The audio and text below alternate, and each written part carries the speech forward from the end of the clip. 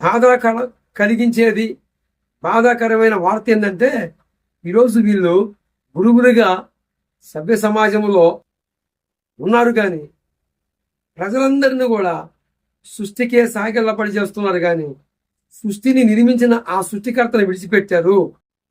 ఇది బాధాకరమైన పరిస్థితి. ఇకనైనా ఇలాంటి వారికి కనుమిప్పు కలగాలని నా వంతు నేను ఒక శ్లోకాన్ని చదివి వివరించాను. మన పూర్వీకులు చెప్పిన ఆ శ్లోకాన్ని కనుక గురువు స్థానంలో ఉండి చిన్నజీవి స్వామికైనా సరే, ఇంకా ఎవరైనా సరే, సృష్టికర్తని విడిచిపెట్టి సృష్టికి మొక్కితే, కొండకు మొక్కితే ఏమి ప్రయోజనం? కొండను చేసిన వాడు ఉన్నాడు కుమ్మరివాడు. ఆ కుమ్మరివానికి మొక్కాలి. ఇది వాస్తవం. ఈ చిన్న లాజిక్ కూడా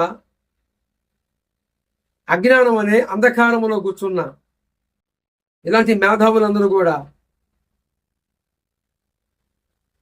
వీరు మనోనేత్రాలు వెలిగించబడాలని నేను నా వంతు ప్రయత్నం చేస్తున్నాను.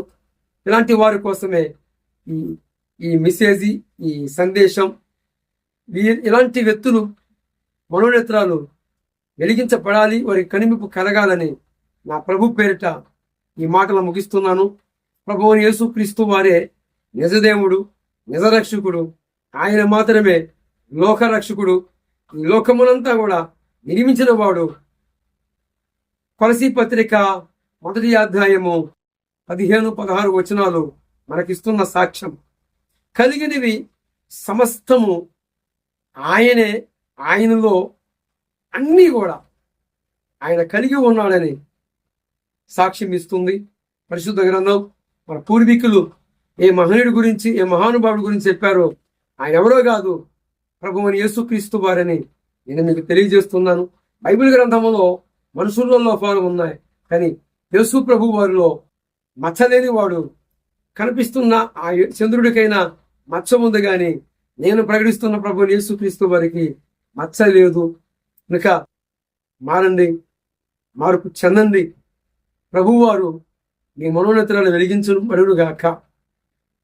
అంత మాత్రమే గాక ఒక శ్లోకం కూడా చదివిపిస్తాను.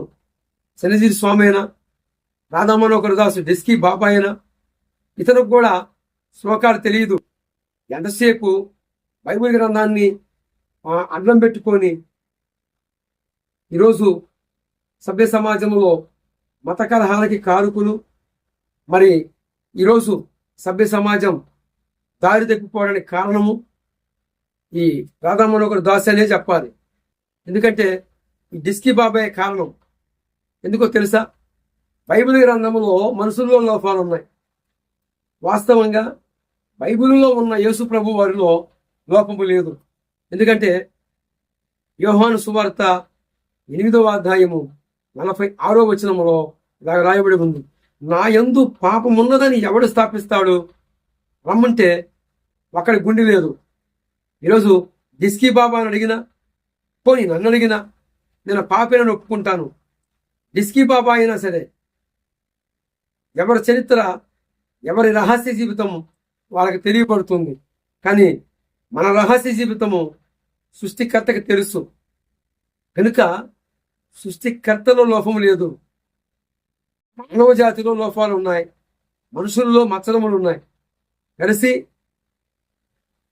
మనుషుడు లోపం కలిగిన వాడు గనుక, మనుషుడు పాపి గనక, ఆ మనుషుణ్ణి ఆ పాపము నుండి విడిపించటానికే నా ప్రభువు వారు మానవ అవతారం ఎత్తి నర మనిషిగా, మనిషి కుమారుడిగా ఈ లోకానికి వచ్చాడు. వచ్చి ఆయన ప్రాణం పెట్టాడు. మళ్ళా చెప్పిన ప్రకారముగా 3వ దినమున పునరుద్ధానం చెందాడు. తర్వాత మరలా ఆయన తిరిగి రాబోతున్నాడు. 2వ రాకడ ఉంది. బ్రహ్మంగారి తాతయ్య కూడా వీర భోగ వసంతరాయుడిగా రాబోతున్నాడు అని ఆయన గురించే తెలియజేశాడు. భోగము అన్నిటికీ సారినవాడు, వసంతం అంటే పెళ్లి కుమారుడు. ఏమండి? ఇక ఒకే ఒక్క దేవుడు, ఆయన మాత్రమే చెయ్యెత్తి మొక్కాల్సిన వాడు. వీరభోగ వసంత రాయుడిగా, అంటే వసంత కాలము అనగా పెళ్లి కాలము. ప్రకటన గ్రంథము 19వ అధ్యాయములో గొర్రె పిల్ల వివాహ ఉత్సవానికి రాండి, ఆ వివాహములో ఉన్నవారు కన్యలు అని ప్రకటన గ్రంథం సాక్ష్యం ఇచ్చింది. రాబోతున్నాడు తన సంఘమును తనతో చేర్చుకోవడానికి. ఖచ్చితంగా రెండో రాకడ ఉంది. మరి బ్రహ్మంగారి తాతయ్య కూడా యేసు ప్రభు వారి గురించే సాక్ష్యం ఇచ్చాడు.